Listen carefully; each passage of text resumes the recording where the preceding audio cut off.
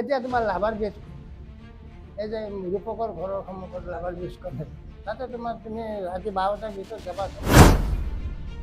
ইমান বছৰ আপুনি ইতিমধ্যে ক'লেই যে আপোনাৰ ঘৰৰ বংশৰ পৰম্পৰা চলি আহি আছে মাৰ সাধনা কৰাৰ, গতিকে কেতিয়াবা তেনেকুৱা অলৌকিক ঘটনা বা ভগৱতীৰ তেনেকে আশীষ ধন্য হোৱাৰ কিবা হয়? আমাৰ এতিয়া কথা হ'ল, এতিয়া গায়ত্ৰীটো আমাৰ কেছেট হৈ গ'ল, কেছেট হৈ গ'ল, চাৰিওফালে গায়ত্ৰীটো তোমাৰ মোবাইলত গায়ত্ৰী হ'ল, চাৰিওফালে গায়ত্ৰী মন্ত্ৰটো হ'ল, কিন্তু এতিয়া গায়ত্ৰী সকলোৱে মুখে মুখে হাত পাক ভগৱতীক আৰতি কৰিব লাগে। তুমি নাচি নাচি হেৰি কৰি পেলাই জঁপিয়াই জঁপিয়াই তোমাক আৰতি কৰিব দিয়া নাই।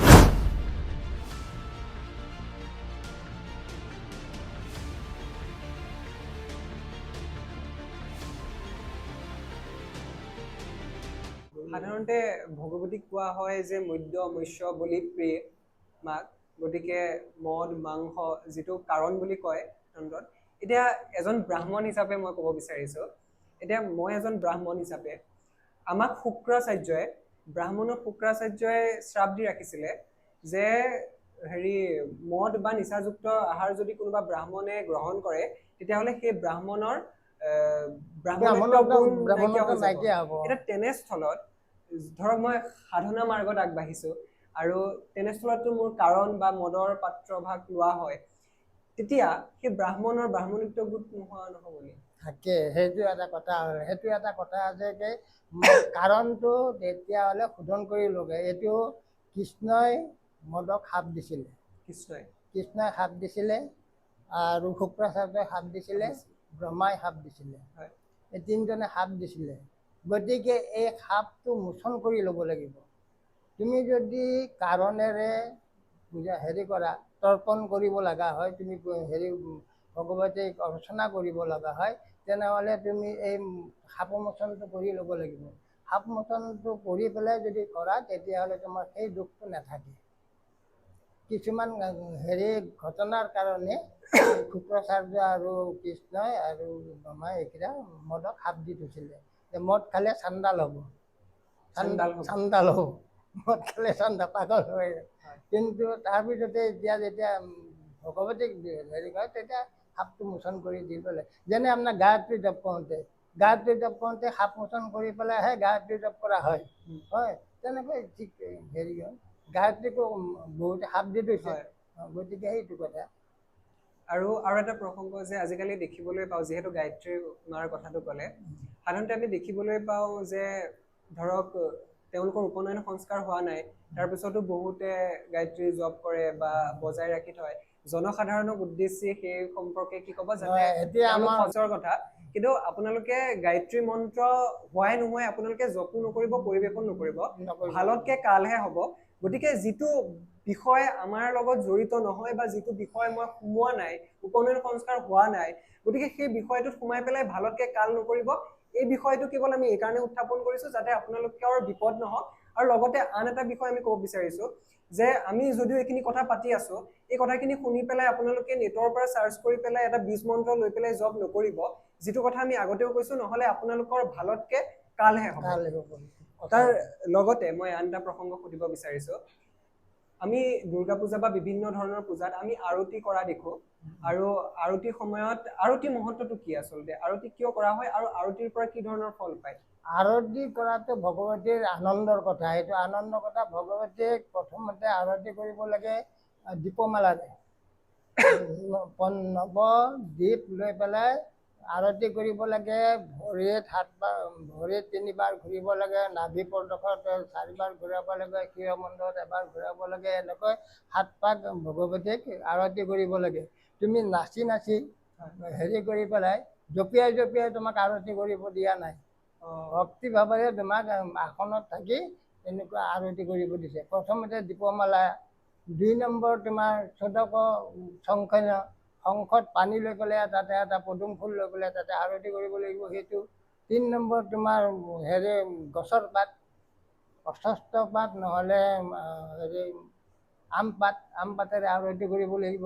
তাৰপিছত তোমাৰ বস্ত্ৰৰে আৰতি কৰিব লাগিব, বস্ত্ৰৰ পিছত তোমাৰ চোৰটো আছে, চামৰেৰে আৰতি কৰিব লাগিব।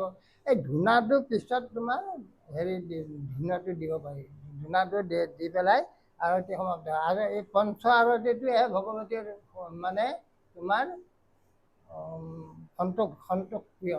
ভগৱতীয়ে সেই পঞ্চ আৰতিৰ দ্বাৰাহে সন্তুষ্টি হয়।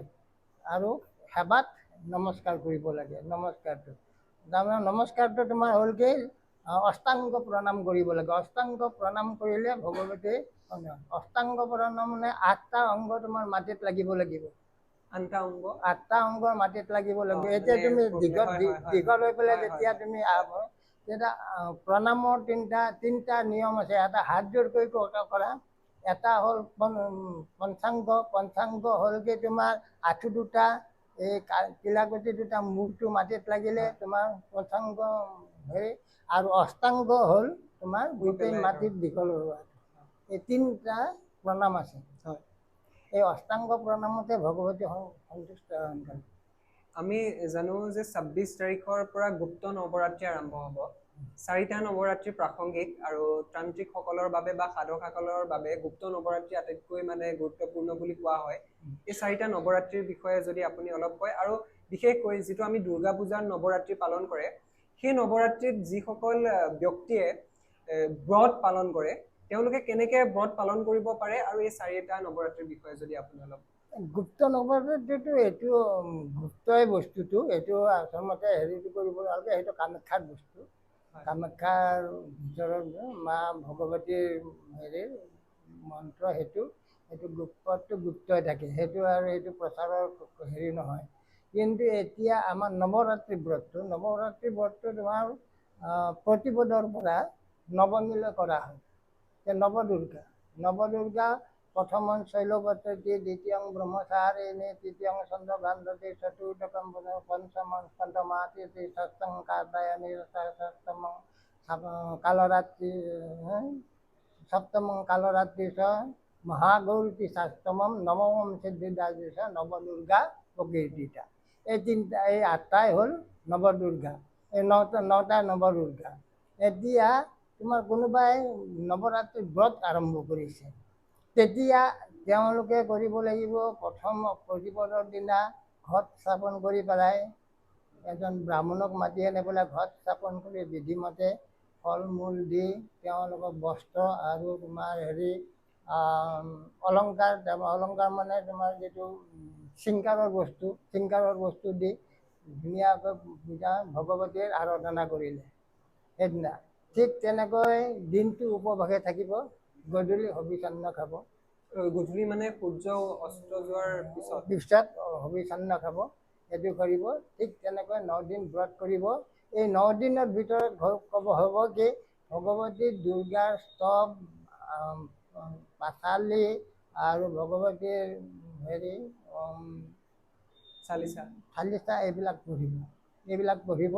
কিন্তু চণ্ডী নপঢ়িব, চণ্ডী পাঠ নপঢ়িব। চণ্ডী পাঠ যদি কৰা হয় তেনেহ'লে পুৰোহিত এজন আনি পেলাই তেতিয়াহ'লে চণ্ডী পাঠ কৰাব। এনেই দুৰ্গা পূজাৰ সময়ত বা এনেও কুঞ্জিকা স্তোত্ৰমখন পাঠ কৰিব পাৰে নে? কুঞ্জিকা স্তোত্ৰমটো চণ্ডীৰ অন্তৰ্গত, গতিকে সেইটো নকৰি পেলাই হেৰি তোমাৰ আদ্য স্তোত্ৰটো পাঠ কৰিব পাৰে। আদ্য স্তোত্ৰটো, কুঞ্জিকা স্তোত্ৰত তোমাৰ বীজ মন্ত্ৰ আছে, গতিকে কুঞ্জিকাটো নকৰি আদ্য স্তোত্ৰটো কৰিলে। আৰু তাত ধৰক কোনো ধৰণৰ আপোনাৰ আচমন হওক বা হেৰিৰ কোনো কৰাৰ প্ৰয়োজনীয়তা নাই। ক্ষুদ্ৰ ভাৱেৰে কৰিলে ভাৱমিষ্টন্তি দেৱতাই কৈছে যে মোক তোমাৰ একো দিব নালাগে, ভাৱটো দিয়া, অন্তৰৰ শুদ্ধ ভাৱটো দিয়া। ভাৱমিষ্টন্তি দেৱতা, গতিকে ভগৱানক শুদ্ধ ভাৱেৰে কৰিলেই তাতে হ'ব। আৰু এটা প্ৰসংগ, এই ব্ৰত কৰাৰ আগে হেৰি ধৰক আপোনাৰ সংকল্প ল'ব লাগে নেকি? সংকল্পটো ল'লে ফলটো বেছি ভাল হয়। এতিয়া সংকল্পটো কেনেকে লোৱা যায়? সাধাৰণ জনতাই এইটো নাজানে। সংকল্পটো তেতিয়া এজন পুৰোহিত মাতি আনি পেলাই সংকল্পটো কৰাই ল'ব লাগিব। নিজেতো নাজানে, নহ'লে এজন পুৰোহিতৰ দ্বাৰা সেই সংকল্পটো লিখাই আনিব লাগিব, আনি পেলাই সেইমতে সংকল্পটো কৰি ল'ব লাগিব। এনেই সেই সংকল্প ভাগৰ মন্ত্ৰ ভাগেই এনেকে ক'ব পাৰি নেকি? মন্ত্ৰ ভাগ তোমাৰ যেতিয়া বোলে বিষ্ণুৰম দত্তৰাজ্য অমুকে মাছি অমুকে পক্ষী অমুকে যে সংকল্পটো তোমাৰ কিহৰ কাৰণে? মত সৰ্ব বাধা নিবৃত্তি কামনায় দীৰ্ঘ আয়ুষ শ্ৰীবৃদ্ধি ধনাধন্য বৃদ্ধি কাম। তোমাক কি লাগে? তোমাক লাগে কি সেইটো ক'ব লাগে, যে তোমাক আয়ুস লাগে, ধন সম্পত্তি লাগে, শ্ৰীবৃদ্ধি লাগে নে কি লাগে? সেইটো কৰি পেলাই কাম অমুক দেৱতা স্তৱ পাঠ অহম কৰিছে বা অমুক পূজা অহম কৰিছে। নিজে কৰিলে কৰিছে আৰু বেলেগৰ দ্বাৰা কৰিলে বেলেগে কৰিলে কৰিছে। আমি ওম বিষ্ণু ওম তৎসৎ ওম সিদ্ধি ওম বৈদ্য শ্ৰী সূৰ্য গত্যা আমুক মাসে আমুক পক্ষে অমুকে অমুকৰ ৰাশিস্থিতে ভাস কৰে শুক্ল পক্ষে আমুক পক্ষে অমুক ঋষি গোত্ৰ অমুক ঋষি গোত্ৰেশ অমুক। তোমাৰ কি লাগে এতিয়া? তোমাৰ নামটো কৈ পেলাই তোমাৰ কি লাগে সেইটো ভাবা। তুমি কি লাগে তোমাক সেইটো কৈ পেলাই তেনেকৈ কৰিব। আৰু আমি চমুৱাই আহিছো, ইতিমধ্যে বহুত দীঘল হৈছে। শাওণ মাহ আহি আছে। শাওণ মাহ শিৱ বাবাৰ অত্যন্ত প্ৰিয় বুলি কোৱা হয়। গতিকে আমাৰ ইয়াত মৃত্যুঞ্জয় মন্দিৰো আছে। গতিকে শিৱ বাবাৰ ভক্তসকলৰ কাৰণে সেই শাওণ মাহত তেওঁলোকে আচলতে কি ধৰণে বাবাৰ আশীষ ধন্য হ'বৰ কাৰণে উপাসনা কৰিব পাৰে, তাৰ ওপৰত যদি আপুনি অকণমান মাৰ্গদৰ্শন কৰে। শাওণ মাহৰ 4টা সোমবাৰ মানে ভোলেবম বুলি কয়, ভোলেবম বুলি কয়। এতিয়া আমাৰ এই শাওণ মাহৰ যিটো ব্ৰত আচলতে এইটো বিহাৰৰ পৰা আহিছে। আগতে আমাৰ অসমত নাছিলে, এতিয়া অসমত প্ৰচাৰ হৈ গ'ল। গতিকে ৰবিবাৰে ব্ৰতে থাকি তাৰমানে তোমাৰ খোজকাঢ়ি গ'ল। ৰবিবাৰে ব্ৰতে থাকিব। ৰবিবাৰে তোমাৰ হেৰি খাব, মাছ মাংস নাখাব আৰু নিৰামিষ খাব। নিৰামিষ খাই তোমাৰ তেওঁ খোজকাঢ়ি যাব লাগিব। যাওঁতে গাড়ীত যাব, আহোঁতে খোজকাঢ়ি পানী লৈ পেলাই যিটো পবিত্ৰ নদীৰ পৰা বা কুণ্ডৰ পৰা পানী আনিব, তাৰ পৰা তেওঁলোকে খোজকাঢ়ি আহিব লাগিব, পেডেল আহিব লাগিব। খোজকাঢ়ি আহি ভক্তিভাৱেৰে সেই শিৱলিংগত পানী ঢালিব লাগিব। পানী ঢালাৰ পিছতহে তেওঁলোকৰ এই ব্ৰতটো শেষ হ'ব। আৰু লগতে এতিয়া যিহেতু শিৱ বাবাৰ কথাটো পাতিছো, সাধাৰণ লিংগ শিৱলিংগ আৰু জ্যোতিৰ্লিংগৰ মাজত পাৰ্থক্যটো কি? সাধাৰণ লিংগটো প্ৰাণ প্ৰতিষ্ঠা কৰি লয়, জ্যোতিৰ্লিংগটো নিজে নিজে তোমাৰ তাতে প্ৰাণ প্ৰতিষ্ঠা কৰা হয়। সেইটো বাবা শিৱৰ তেওঁ নিজৰ আশীৰ্বাদত সেইটো নিজে নিজে স্বয়ম্ভূ প্ৰাণ প্ৰতিষ্ঠা হৈ আছে। তাত তোমাৰ প্ৰাণ প্ৰতিষ্ঠাৰ কথা একো নাই জ্যোতিৰ্লিংগ লিংগ। কিন্তু বাকী লিংগত তোমাৰ হেৰি কৰিব লাগিব, প্ৰাণ প্ৰতিষ্ঠা কৰি ল'ব লাগিব। কৰি লৈ পেলাই তাত নিত্য পূজা কৰিব লাগিব, তেতিয়াহে তোমাৰ সেইটো থাকিব। এদিন প্ৰাণ প্ৰতিষ্ঠা কৰি এদিন পূজা কৰিবলৈ যদি 2 দিন নকৰা, তেতিয়া সেইটো নহ'ব। আৰু এটা হেৰি ধৰক, এতিয়া জ্যোতিৰ্লিংগ প্ৰসংগটো আমি ক'লো, সাধাৰণতে কোৱা হয় যে ত্ৰিজন্ম পাপ সংহাৰম এক বেলপাম শিৱৰ্পণম। অৰ্থাৎ শিৱ বাবাক এটা বেলপাপ দিয়াৰ লগে লগে 3 পাপৰ খণ্ডন হয় বুলি কোৱা হয়। এতিয়া সেয়া অকল জ্যোতিৰ্লিংগৰ ক্ষেত্ৰতহে হয় নে ধৰক আন যিখন প্ৰতিষ্ঠিত লিংগ? চব লিংগতে হ'ব। তোমাৰ জ্যোতিৰ্লিংগ তোমাৰ স্বয়ং দিব পাৰা, আৰু এই প্ৰাণ প্ৰতিষ্ঠা কৰা লিংগটো তুমি দিব পাৰা। বেলপাতৰ কথাটো তোমাৰ আহিল। বেলপাত হ'ল কি, তোমাৰ আমাৰ বিষ্ণুকান্ত, অশ্বক্লান্ত, ৰথকান্ত, 3টা কাণ্ড আমাৰ ভাৰতত ত্ৰিখণ্ড হৈ আছে। গতিকে বিষ্ণুকান্তাত তোমাৰ বেলপাতৰ বিন্দুটো কাটি দিব নালাগে। সেইটো কাটি দিলে শিৱ তোমাৰ অসন্তুষ্ট হয়। বিন্দুটো মানে বিষ্ণুকান্তা আমাৰ বিন্ধ্যা পৰ্বতৰ পূবফালে তোমাৰ চট্টগ্ৰামৰ পৰা আৰম্ভ কৰি এইখিনি আমাৰ হিমালয়লৈকে এইখিনি বিষ্ণুকান্তা কয়। তাৰ ভিতৰত বাকী দাক্ষিণাত্যৰ সেইখিনি ৰথকান্তা কয়। বানৰ লিংগত তোমাৰ বেলপাত দিব নালাগে। বানৰ লিংগত বেলপাত দিলে তোমাৰ দুখ হয়। শিৱলিংগত তোমাৰ বানৰ লিংগত বেলপাত দি পূজা কৰিব লাগিব।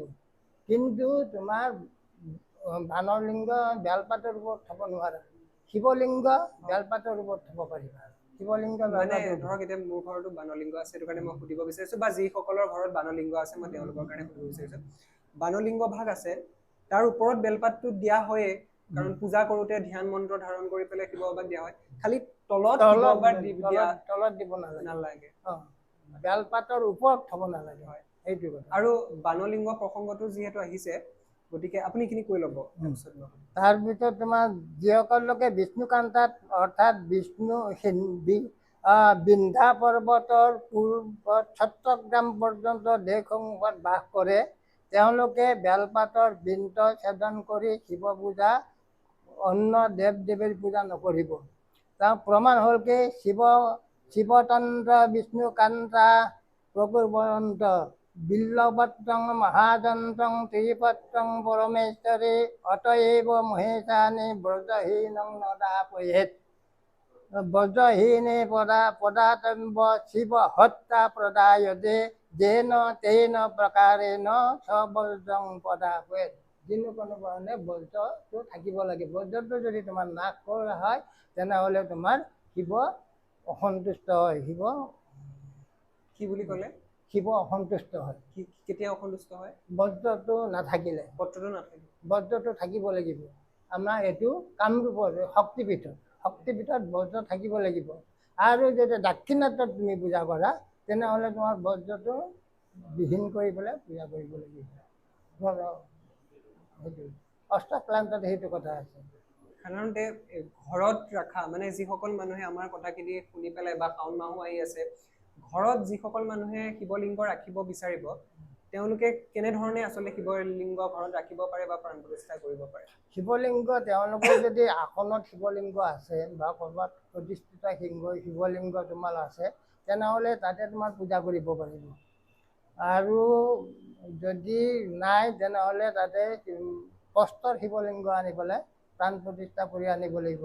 কিন্তু কষ্টৰ যিটো তোমাৰ মাটিৰে শিৱলিংগ বনোৱা হয় সেইটো এদিন পূজা কৰিলে তাৰ হেৰি হৈ যায়, আকৌ নাইকিয়া হৈ যায়। এবাৰ পূজা কৰাৰ কাৰণেহে মাটিৰ শিৱলিংগ বনোৱা হয়। পাৰ্থিৱ শিৱলিংগটো এদিনৰ কাৰণে এবাৰ পূজা কৰাৰ কাৰণে। কিন্তু কষ্টৰ শিৱলিংগত প্ৰাণ প্ৰতিষ্ঠা কৰি ল'ব লাগিব। পাষাণ শিৱলিংগ আৰু তোমাৰ আছে যে হেৰি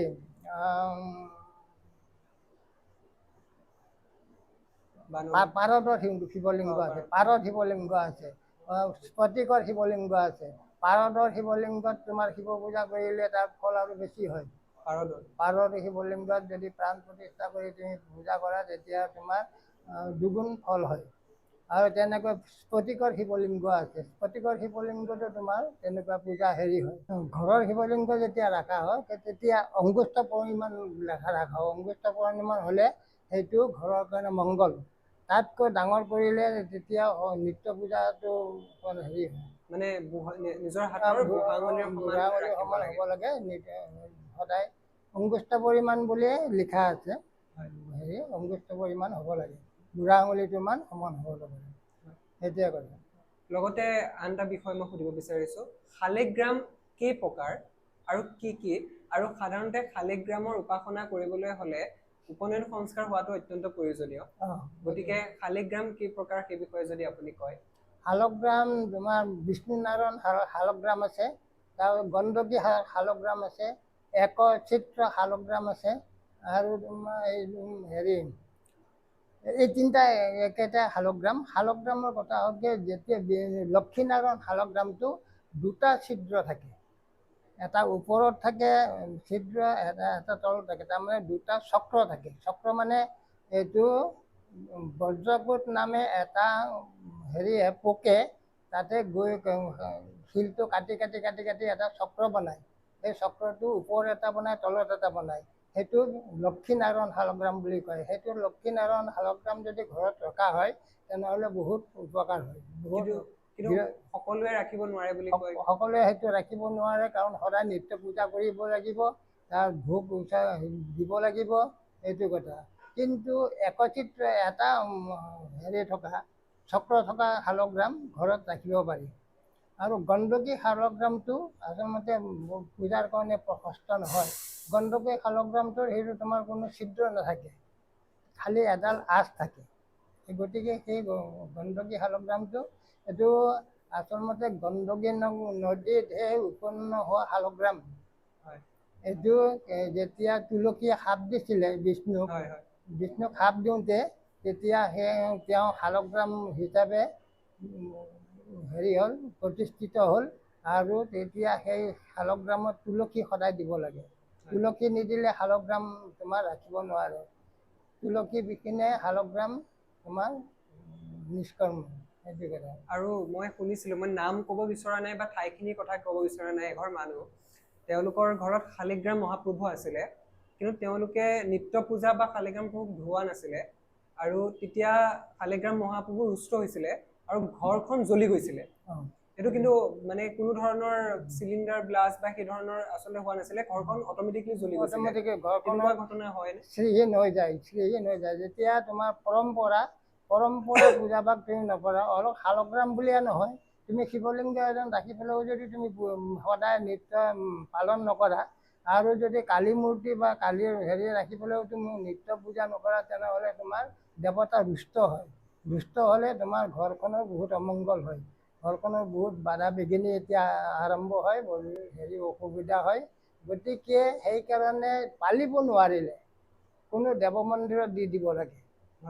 কোনো দেৱ মন্দিৰত দি দিব লাগে, সেইজন তাতে পালন কৰিব, তাতে থাকিব, আৰু যেতিয়া প্ৰয়োজন হ'ব তেতিয়া তুমি লৈ আহিব পাৰা। সেইটো কথা।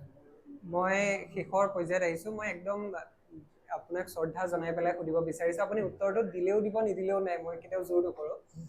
ইমান বছৰ আপুনি ইতিমধ্যে ক'লেই যে আপোনাৰ ঘৰৰ বংশৰ পৰম্পৰা চলি আহি আছে মাৰ সাধনা কৰাৰ, গতিকে কেতিয়াবা তেনেকুৱা অলৌকিক ঘটনা বা ভগৱতীৰ তেনেকে আশীষ ধন্য হোৱাৰ কিবা কাহিনী আমাৰ লগত পাতিব বিচাৰিব নেকি? তেনেকুৱা কাহিনী আচলতে এইবিলাক ক'ব লগা কাহিনী নহয়, এইবিলাক নাই, কিন্তু তেনেকুৱা হয়, এইটো হৈ যায়। কাৰণ এখন ঘৰৰ উন্নতিৰ যদি হ'ব লাগে, তেনেহ'লে ভগৱতীৰ তেওঁৰ ইষ্টদেৱৰ আশীৰ্বাদ লাগিব, গুৰুৰ আশীৰ্বাদ লাগিব, ইষ্ট দেৱতাৰ লগে লগে গুৰুৰ আশীৰ্বাদ থাকিব লাগিব। দুয়োটাৰ আশীৰ্বাদ থাকিলে ঘৰখন সম্পূৰ্ণ হৈ থাকে, আৰু তাত কোনো বাধা বিঘিনি নহয়, ধুনীয়াকৈ হৈ থাকে। আৰু সেইটো বৰ্তমান মোৰ জীৱনত চলিয়ে আছে অকণমান। সেইটোৱে। বাকী সাধাৰণতে আমি দেখিবলৈ পাওঁ যে বহুত অঞ্চলত এনেকুৱা হয় যে ভগৱতী মানুহৰ শৰীৰত আহিছে বুলি কয়। এই কথাটো কিমান সত্য বা কেনেকে সমাজে আচলতে সেই বিষয়টো এইটো আমাৰ দেওধনী বুলি কয়। ভগৱতী অহা মানে সেইটো দেওধনী বুলি কয়, দেওধা। যদি মতা মানুহৰ গাত আহে সেইটো দেওধা বুলি কয়, আৰু মাইকী মানুহৰ গাত আহিলে দেওধনী বুলি কয়। দেওধনী মানে এইটো মানে দেৱতাৰ ঘোঁৰা, দেৱতাৰ ঘোঁৰা বুলি কয়। দেৱতাৰ ঘোঁৰা, তেওঁ স্বয়ং ভগৱতী নাহে, তেওঁৰ ঘোঁৰাটো আহে। ঘোঁৰা মানে ধৰক যোগিনী। তেনেকুৱা তেওঁ আহে, আহি পেলাই তোমাৰ অলপ কৰে, মানে আনবেলেঞ্চ হৈ যায়। তাৰমানে নিজৰ যিটো অৱস্থা সেইটোতকৈ অকণমান হয়, নৃত্য কৰে, এইটো কৰে, আৰু চিঞৰ বাখৰ কৰে, এইবিলাক কৰে, আৰু কিবা কিবি উপদেশ দিয়ে, কয়, এইটো আহে। সেইটো বিশেষকৈ আমাৰ কামৰূপত অলপ দেওধা বেছি আছে। কামৰূপত মনসা পূজাটো বেছি হয়, আৰু মনসা পূজা হ'লে মনসা পূজাত এই দেওধাটো বেছি থাকে, আৰু তাতে ওজা থাকে। ওজাবিলাকে কৰে কি, তোমাৰ যেতিয়া চান্দ সদাগৰৰ বিয়া হয়, এই ল'ৰাৰ বিয়া হয়, বিয়া হোৱাৰ পৰা আৰম্ভ কৰি চান্দ সদাগৰ মানে তোমাৰ এই তেওঁৰ ল'ৰা ঢুকুৱালৈকে সেইখিনি যেতিয়া গাব, যেতিয়া সাপে খুটিব, তেতিয়া এই মানুহজন হৈ যাব, তোমাৰ আনবেলেঞ্চ হৈ যাব, তাৰমানে মৰাৰ নিচিনা হৈ যাব। আৰু যেতিয়া চান্দ সদাগৰক জীয়াব, তেতিয়া তেওঁ নিজে নিজে জি উঠে। সেই সময়ত তেওঁ কিছুমান আগবাগ কিবা কিবি কৰি থাকে। সেইটো কথা। সেইটো তোমাৰ বিশেষকৈ এই বিলাকে দেওধাবিলাকৰ ভিতৰত হয়। সেইটো আমি কামৰূপত থাকোঁতে দেখিছোঁ। এতিয়া মনসা পূজা যদি তোমাৰ চাবলৈ যোৱা, এতিয়া তোমাৰ গুৱাহাটীত কামাখ্যাত যদি মনসা পূজাৰ ভিতৰত যোৱা, তুমি এই দেওধাবিলাক দেখিবা, এই দেওধা তুমি দেখিবা। সেইবিলাক গোটেই নাচি বাগি আহিব সেইবিলাক। আৰু তাতো কামৰূপত বহুত দেৱালয় আছে, তোমাৰ মনসা মন্দিৰ আছে, মনসা মন্দিৰবিলাকত সেইটো হয়, তাতে ওজা মাতে।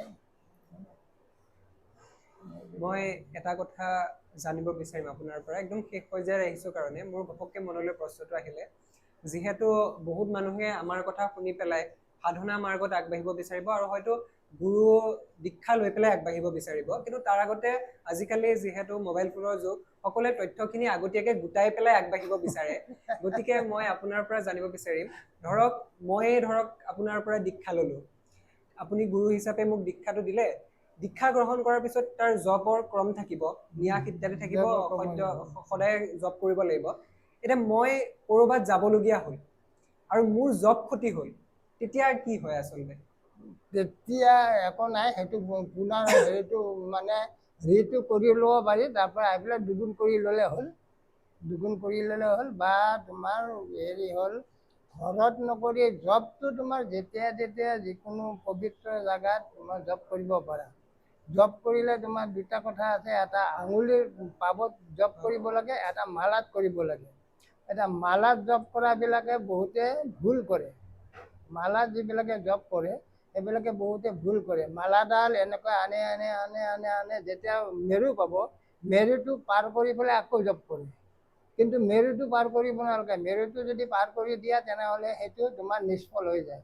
অৰ্থাৎ ধৰক জপ যদি কৰি আছে তেতিয়াহ'লে যিটো মেৰু মাজৰটো থাকে সেইটো ঘূৰাই কৰিব নালাগে, মালাডাল ঘূৰাই ল'ব লাগে। তেতিয়া তোমাৰ জপৰ ক্ৰমটো থাকে। আৰু যদি সেইটো নহয়, মেৰুটো ক্ৰছ কৰি দিয়া, তেনেহ'লে জপৰ ফলটো নাইকিয়া হৈ যায়। সেইটো শিকি সেইটো নিশিকাকৈ তুমি এডাল মালা কিনি আনি পেলাই দোকানৰ পৰা মালা কিনি আনিলা, আনি পেলাই তুমি মন্ত্ৰ এটা পৰা তুমি জপ কৰি থাকিলা, সেইটো দ্বাৰা তোমাৰ কাম নহয়। কথা সেইটোৱে, সেইকাৰণে গুৰুৰ আদেশত, গুৰুৰ অনুমতিত এইবিলাক কৰিব লাগে। আৰু হয়তো চাগে এই কৰ্মবিলাক আজিৰ দিনত শুদ্ধ নোহোৱাৰ কাৰণে আমি ফলটো নাপাওঁ। আচল কথা সেইটোৱে, সত্য কথা এইটোৱে যে আমাৰ ক্ৰমবিলাক শুদ্ধ হোৱা নহয়। আমি ৰাইজক দেখি পেলাই দেখুৱাই কৰোঁ, কিছুমান বস্তু আমি দেখুৱাই কৰোঁ। এতিয়াও আমাৰ তেনেকুৱা কথা আছে, বহুতে হেৰিত গৈছে, তোমাৰ সকলোৱে এতিয়া আমাৰ এই বগলা মন্দিৰ ইয়াতে স্থাপন হৈছে, ভাগৱতী বগলা মন্দিৰ স্থাপন হৈছে। আমি তাত গৈছোঁ, ৰাইজ গৈছে, গৈ পেলাই তেওঁলোকে পূজা শেষ হোৱাৰ আগতে ভোগ ভাগ খাই পেলাই তোমাৰ কৰি পেলালে। তাৰপিছত আহি পেলাই শান্তি ল'ব ধৰিছে, সেইটোত ফল নাই। তুমি যদি পূজালৈ গৈছা, পূজা কৰিছা, তেনেহ'লে তুমি পূজাখন শেষ হোৱালৈকে থাকা, অলপ কষ্ট কৰা, কষ্ট কৰিলেহে পাব। ভগৱতীয়ে কৈছে দেহি মে দদামিতে, মোক দিয়া ময়ো দিম। ভগৱানে কৈছে মোক দিয়া, মোক কি দিবা? ভগৱতীক কি দিবা? ভগৱানক কি দিবা? ভক্তি দিয়া, ভক্তি দিলেহে তেওঁ দিব। যদি তুমি ভক্তি নিদিয়া, যিদিনাৰ পৰা হয়তো পূজা উৎসৱলৈ পৰিণত হ'ল, সেইদিনাৰ পৰা আজিকালি পূজাবিলাক চব উৎসৱত পৰিণত হ'ল। আচলতে পূজাৰ পৰম্পৰাটো অকণমান ম্লান হৈ গৈছে, এতিয়া উৎসৱটো বেছি হ'ল। একেবাৰে শেষ পৰ্যায়ত আহিছো আৰু মোৰ একেবাৰে শেষৰটো প্ৰশ্ন, মৃত্যুৰ পিছত কি হয়? মৃত্যুৰ পিছত তেওঁ নিজৰ কৰ্ম অনুযায়ী তেওঁৰ ফল ভোগ কৰে। সাধাৰণতে আমাৰ সনাতন ধৰ্মত কোৱা হয় যে 11 দিনলৈকে আত্মা ঘৰৰ পৰা আঁতৰি নাযায়। সেইকাৰণে ব্ৰতত থাকিব লাগে।